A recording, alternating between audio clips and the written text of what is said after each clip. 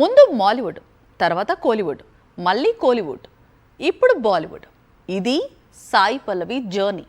May Day రోజున సాయి పల్లవి నటించిన మొదటి హిందీ చిత్రం థియేటర్స్లోకి వస్తోంది. రామాయణం కంటే ముందు రిలీజ్ అవుతున్న చిత్రం ఇది.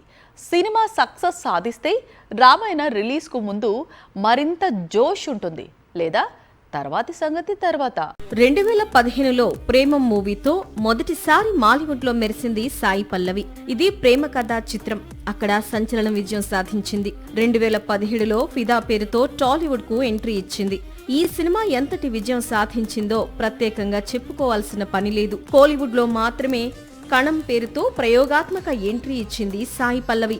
ఈ సినిమా డిసప్పాయింట్ చేసింది. తమిళంలో అమరన్ రిలీజ్ వరకు సాయి పల్లవికి పెద్ద హిట్ లేదు. ఇప్పుడు మాత్రం ఏకంగా 2 భారీ చిత్రాల్లో నటిస్తోంది. ఇదంతా కూడా south side Sai Pallavi story. Bollywood లో ప్రతిష్టాత్మకంగా తెరకెక్కుతున్న రామాయణలో సాయి పల్లవి భాగమైన సంగతి తెలిసిందే. అయితే అంతకు ముందే ఏక్ దిన్ అనే చిత్రం రిలీజ్ కాబోతోంది.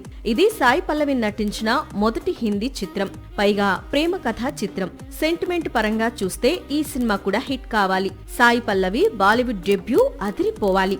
మే 1న ప్రేక్షకుల ముందుకొస్తోన్న ఏక్ దిన్ చిత్రాన్ని బాలీవుడ్ స్టార్ అమీర్ ఖాన్ నిర్మించాడు. అతని తనయుడు జునైద్ ఖాన్ హీరోగా నటించాడు. థాయ్ రొమాంటిక్ చిత్రం వన్ డే మూవీకి ఏక్ దిన్ అఫీషియల్ రీమేక్. ఈ చిత్రంలో సాయి పల్లవి క్యారెక్టర్ గతంలో పడి పడి లేచే మనసులో పోషించిన పాత్ర తరహాలో ఉండడం విశేషం. గతాన్ని మర్చిపోయే పాత్రలో మరోసారి నటించింది సాయి పల్లవి.